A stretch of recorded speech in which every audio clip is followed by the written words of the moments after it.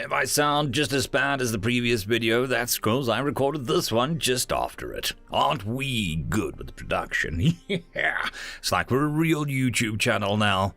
Well, not quite. I would just like to give a very big thank you to my Tier 5 channel members and patrons.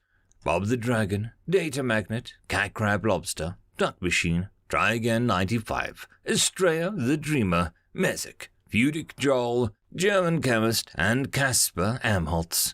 Thank you again very much. Anyways, on to the story. The Care and Feeding of Humans, Part 5. Exercise is the first step. Allow your humans time to move. Humans that aren't bored or not physically active do not do well on a ship and will start inventing games to distract themselves. Since many human games are dangerous, if not downright lethal, make sure they have plenty of time and space for safe, supervised exercise. See Day 3 logs of the expedition silence for the kinds of games that humans will start playing when not sufficiently stimulated. A treadmill is often considered a good investment for any ship, but not the standard medical rehabilitation one. Our advice is to get the industrial-grade treadmill used as punishment in prisons. Humans can run for many kilometers. It is not uncommon for them to run 2 to 3 kilometers a day, and most will run many more than that. Dubuque Review of Ontological Species Studies, The Care and Feeding of Humans, Exercise is the first step. Published by Glass and Steel, The Care and Feeding of Humans, Translation Engine 3.14159. Zoe laughed a little and her body seemed to relax. A gem would be good. If you are still angry, I have a joke. The book says that jokes help humans not be angry anymore, Narif said. What book would this be? Zoe asked, her eyes narrowing just a touch. The Care and Feeding of Humans, Narif said proudly. It is a classic in the field and very well researched. You'll have to let me read it sometime, Zoe said.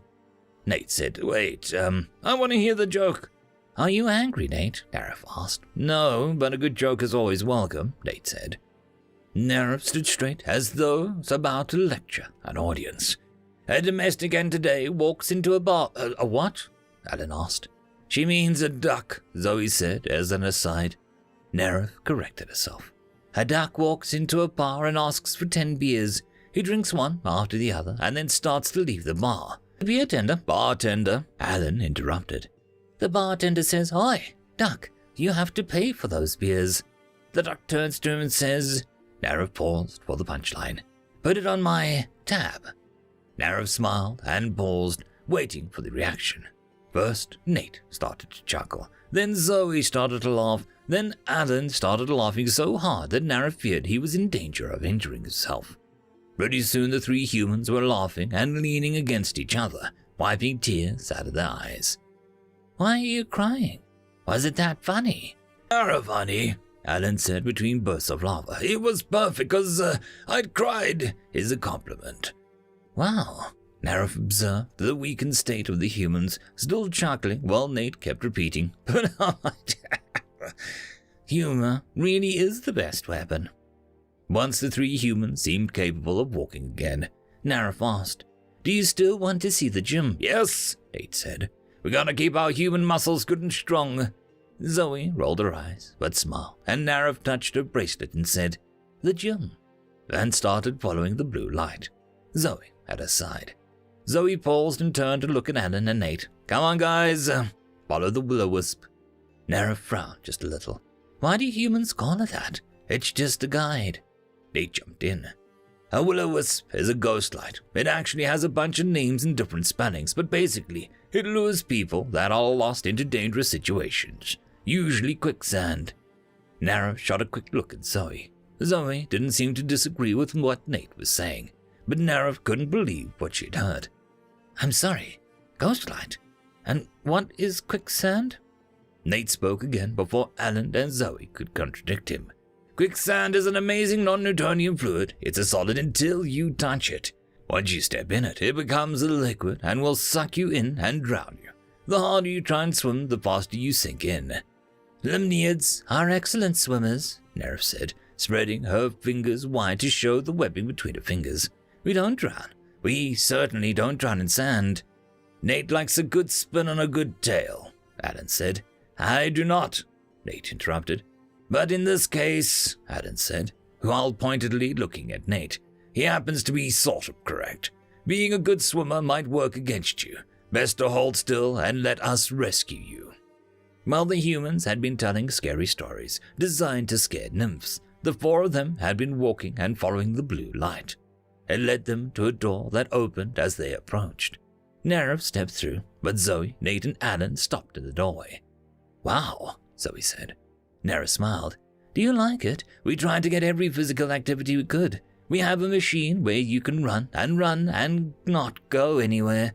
We have a fake rock wall to climb. We have a stick that will be as heavy as you want if you want to lift it. We have the machine that'll let you pretend to be on water and move a fake boat or surf. We have a fake water where you can swim, but use the goggles. They will help. Nara pointed to a selection of lightweight goggles hanging on the wall. Cool, Alan exclaimed, grabbing a pair of goggles and slipping them over his head. He waved his hand in front of his face and then headed towards the surfboard. Holy hot dog, Alan shouted. This is awesome!